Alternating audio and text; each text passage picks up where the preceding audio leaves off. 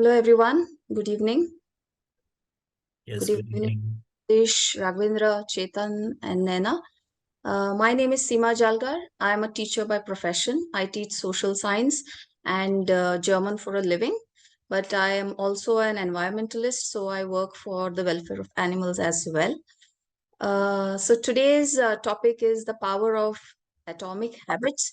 I'm very, you know, interested in this topic because this is what makes up 70% of our daily routine. So most of our activities that we do on a day-to-day basis, so around 70% of them are a resultant factor of our habits.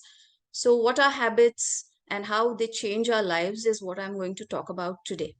I hope you're all invested in this topic and we'll have an interactive session. So I'll go ahead with my. So when I say the word habits, what comes to your mind? What is the definition that comes to your mind when you listen to the word habits? I So think it's something which everybody does regularly on a regular basis. thank you so much, Sandeep. A habit is an acquired behavior pattern regularly followed until it almost becomes involuntary. Like I would like to give you some examples.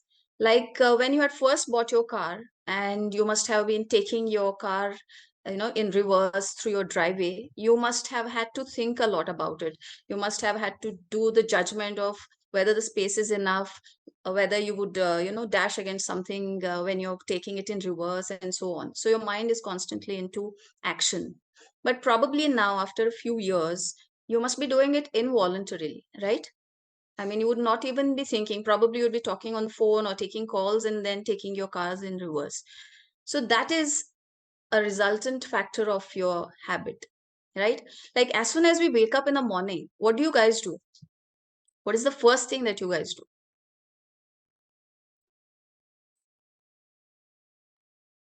Do you? We bow down to the guard. We see the guard photos. We see the guard photos, Yes, yes, and we see our palms. yes, absolutely. So people usually grab their phones, they go through pictures, they go through messages, right? Or some people just wake up and go for a run, or some people must be brushing their teeth, or some people have their coffee and then go for brushing their teeth. So it is all different. For every person, it is different, right? So there is no right or wrong here. But let's come to why we are doing what we are doing, right? There is a question of why we do certain things and why we don't do certain things. There is a reason for that. There's a very, very scientific reason for this. Yeah. Like when you probably must not be thinking about it, but when you go out to work, which is the first shoe that you wear? Now, when I ask this question, probably you must be thinking about it. But then, which is the first shoe that you put on? The left one or the right one? So this is a habit, right? Whichever shoe you put on first is a resultant factor of your habit. What do you do as soon as you come back from work? Probably you must be washing your face, getting freshened up, or must be going for a walk. Or some people sit on the couch and watch Netflix or some other channel, right? So this is also a resultant factor of a habit. So there are some good habits and there are some bad habits. But most of our habits make up 70% of our routines, and that is what makes us the person we are. Either we are a successful person or an unsuccessful person, and success is very, subjective for each one of us, definitely. But then whether we are healthy, unhealthy, everything depends on the kind of habits that we develop. Now, let us understand why we do certain things and how can we change them. If they are bad, then probably we'll need to change them. Like coming back from work and sitting on the couch and having a binge eating and watching, Netflix for hours. This is a bad habit, definitely. And how do we change it? And why do we do certain things? Research says that habits are acquired because of a certain cue. A cue is like something that triggers us to do certain things, and when we get our cue, we start to follow a certain routine, which gives us a certain reward. For example, if I eat French fries, yes, French fries are tasty and they are having lots of additives and everything. So when I eat a French fry, it is extremely tasty. And then I keep on eating French fries. because it gives me something. It gives me a reward. And what is the reward? It gives me pleasure. So it gives me pleasure. I feel happy because I'm eating something tasty. Whether it is good for my body or not good for my body, that does not actually matter. So my brain is working accordingly, right? So that becomes a habit. So today I must have eaten French fries, and tomorrow I will want to do it again. So that is how the brain works, right? So the scientists actually did a experiment based on this. And this is a very interesting experiment. I'll talk about it later. First, we'll understand about a inspirational story. And this is a real life story. So there was this person called James, James, and he was actually a baseball player in his high school, right, in USA. And he was a baseball player in his high school. One fine day, what happened? His friend's baseball bat, not the ball, the friend's baseball bat came flinging towards his face, and he had absolutely no memory of what happened after that. Actually, then when he regained some consciousness, he saw that people were hovering over his face, and he saw that he was taken to the emergency room in the hospital. Later on, people told him that his nose was fractured completely. It had been squashed against his skull, and his skull had, undergone multiple fractures. He was bedridden for months, and then he had absolutely no chance of going on to the baseball league. But then he thought that after a few months, he went into depression. He lost a few pounds. And then one fine day, he thought, why not change something about my life? Let me start with lifting some weights to put on weight. And he started doing this twice or thrice in a week. Slowly, he started to uh, eat a salad every morning. And that consistently changed his health. After that, he started to play baseball again. He was selected in the junior baseball league.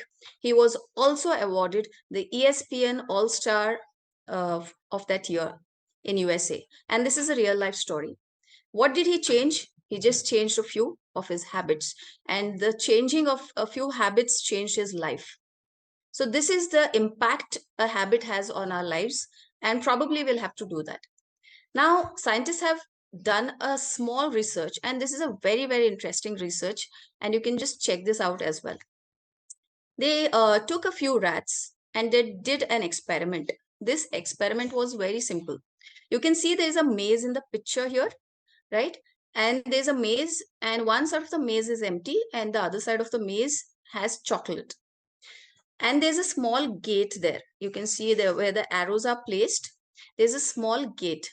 So the cue, yeah, the cue for the mice to move is the click of the gate. So when you pull the gate, it opens with a click. And then the mice, they start moving. So when they move through that narrow passage, the first few times what the mice did was they started to scrape around the walls of the maze, and they used to move here and there, and they used to use their noses, their sensory organs. They started to search for food. They went towards the right, they did not find anything, and then they took a deviation towards the left, and they found some chocolate. Now, this was a rewarding experience for the mice, correct? So here you can see the loop that I had explained: the cue, the routine, and the reward. This is how the brain works. You get a cue, and based on the cue, you start in a routine, and then you get the reward. So the same mice were used in the experiment repeatedly, for days together. Then the mice started to realize that they did not have to go towards the right. They just had to go straight ahead and go towards the left. And slowly, what happened is they started to take the straight path without looking for any food here and there in the corners, and they took the left and they got their reward. Now, the interesting part is you can see here the graph, you can see the frequency over here, right? In the first few rounds, you can see the brain is working consistently. It's working consistently, right? So when it is working consistently, the brain is thinking of what should be done. That is that is what you do when you are inculcating a new habit. But after a few months or after a few rounds, you can see the brain is absolutely not working, because you don't have to think so much. You know the resultant factor, you know what reward you're getting, and it becomes almost involuntary, right? So this is how it works in the mice as well as in the people as well. So why am I talking about all of these things? You must be thinking this is not a science class, right? But then this is a very interesting theme, I feel, because this will definitely impact our lives. This is one interesting, example. You know about the Pepsodent toothpaste, right? Which is used everywhere today in India as well. But Pepsodent was actually, the factory was set up in the year 1915. So there was a person called Hopkins. Hopkins was a great, he was an advertising magnate of that period, that is in 1915 and 1900s, right? So this person was an advertising magnate. His best friend had opened a toothpaste factory. But then in 1900s, in the early 1900s, only 7% of the Americans brushed their teeth using a toothpaste. It might be sounding very weird to you because today we cannot imagine, starting our day without brushing our teeth with a paste. I'm talking with a paste. They used to brush their teeth, but not with paste. So 7% of the American population used to brush their teeth with toothpaste. So Hopkins told his friend, this is a pathetic idea of opening a toothpaste industry, and it is not going to work. But then his friend persisted that you please do something, please make an ad that will help me sell the product. So Hopkins went into a very great idea. Now, if I tell you to run your tongue over your teeth, like that, you will feel there is a film around your teeth, right? Even if you have brushed your teeth, there will be a film around your teeth. And he used this weakness of people into marketing his product. So he used this as a cue. So he used to tell people, if you move around your tongue over your teeth, you will find a film. And people did that involuntarily. You will do that. If I tell you to do that, you will definitely do it. So they started to do that, and he gave a solution. See, marketing is all about finding a problem, right? And then finding a solution to the problem. So he started to tell people that if you want the film out of your teeth, then you will have to use paste every single day and every single night. And people started to believe it, and they started to buy more and more paste. And then what is the reward? Why should they brush their teeth? Because they'll get a sparkling, beautiful smile, right? And this came to be termed as the Pepsodent smile. And even today, I think in India, we use this term called the Pepsodent smile. So people who have a beautiful smile, they are called having a Pepsodent smile. So this is how a habit works. It works in a loop. So the loop is a cue, which turns it into a routine. And then we are doing this because we are going to get a reward, right? So, what is something which is common amongst these people? You can see these people in the picture. What is something that is common amongst these people? Nothing is common. Yeah. Okay. All successful people. Yeah, they are all successful people, right? So, but there is something, there's a mantra that they follow to be successful. Because I'm a hardcore devotee of our prime minister. I mean, I am in awe of this personality because he is a 73-year-old man, and I've seen him face to face. The glow that he has on his face, the kind of energy that he has, I don't think even we have at this age. So I saw him traveling through the streets of Belagavi for around 5 hours, just standing outside, his car and waving to people. And it was so hot, and he could do it with a smile on his face. He has such a glow on his face; it is almost like unrealistic. But there is something that must be bringing that kind of glow, that kind of energy. And he's 73 years old. He travels 8 countries in 36 hours, and that is mind-boggling. It is mind-blowing for me because even now if I travel to Hubli or if we travel to Bengaluru or Mysore and come back the next day, we get tired, right? And this man at this age is doing so many things. If you see Akshay Kumar, he's nearing his 60s, and he's still so vibrant. He's as strong as a 30-year-old man or probably a 25-year-old man. And there's a secret they have. If you see their daily routine, they all wake up early in the morning. They all wake up at around 4 in the morning or probably a little earlier. They have their morning routine. They do the yogasana. They have a very, very healthy diet, they eat only fruits, they don't drink liquor. So this is, the mantra of these people, and they're successful for a reason. Then how do we do this, right?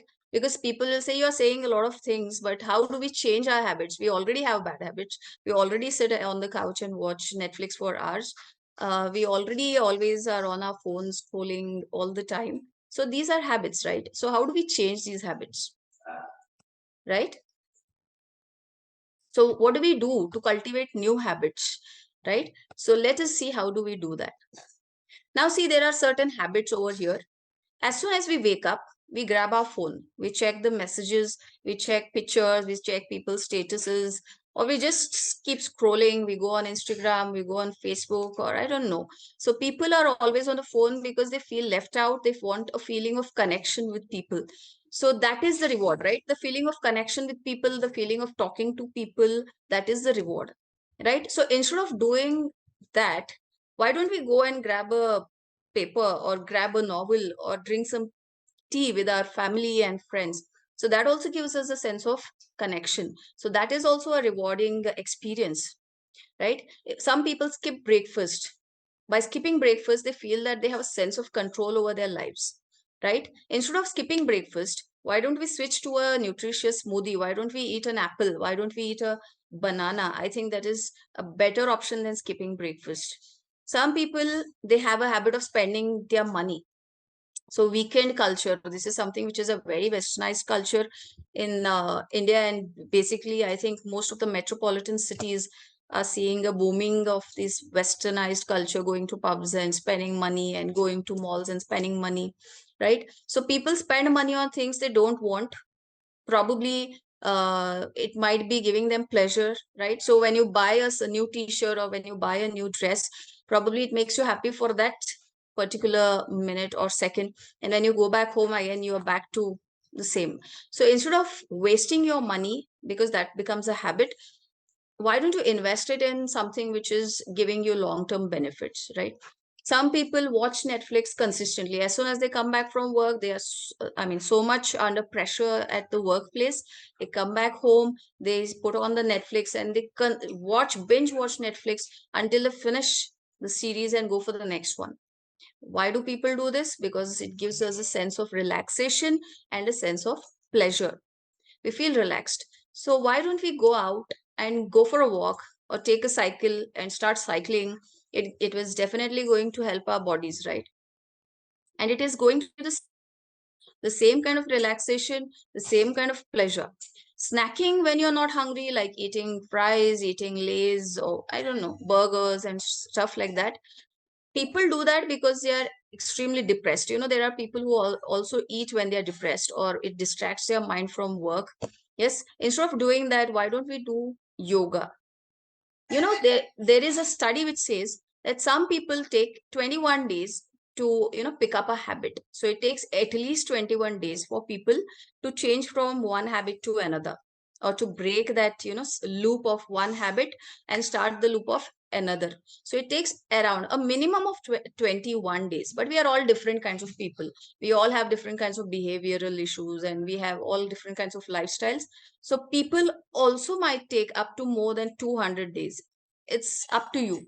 But you should just keep doing it until you find your habit, the good habit that is going to change your life.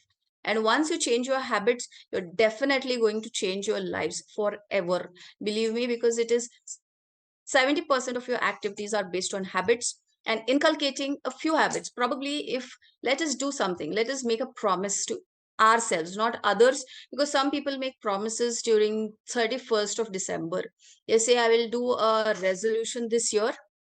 Yeah. And they will say, I'm going to run every day, or I'm going to lose 10 kilos, or I'm going to start reading, something like that. They might be doing this in the month of January, and in the month of February it comes down a notch, and by the month of March they're back to square zero. They are back to where they started, and they again will do the same promise to themselves on the 31st of December. But instead of doing that, we can do something else. Now, see, we'll take a cue, right? We'll take a cue which triggers us to keep doing that thing. So, like when you sleep, Before sleeping, you keep a pair of sneakers next to your bed. Instead of keeping your phone, keep the phone a little further away, put it on airplane mode, and then keep a pair of sneakers next to your bed. And you will see that you will definitely wake up and go for a run. It might take a few days for you to pick up that habit, but then you will definitely try to do that. So make a promise to yourself. Probably you will promise yourself that I'll eat more salads from today, I'll eat more fruits from today, I will not binge watch Netflix from today, I will keep my phone aside from today, I will start reading more from today. But then you might not do all those four, but you might do at least one, and probably the next day you will do one more. And that is always a beginning, right? There are people, I don't know if you have heard about Andrew. This is a neurologist who actually makes beautiful videos on how you can train your mind to do certain things. He says that sometimes as promising as a reward is, like, if I do this I will get this, right? If I exercise every day I will lose 10 pounds. Instead of doing that, you can also motivate yourself in a negative way. It's like, if I don't exercise from today, I'm going to die in 5 years. So that is also a great motivation for many people to start doing something positive, right? So let us all make a promise to ourselves. And I would like to end my session for today, and it was a great experience for me. It I had been prolonging this for a long time. Thank you, AMCAD, for giving me such a platform to speak, and such great people who are listening to me. They are giving me their precious time. Thank you so much, and thank you, Sandeep.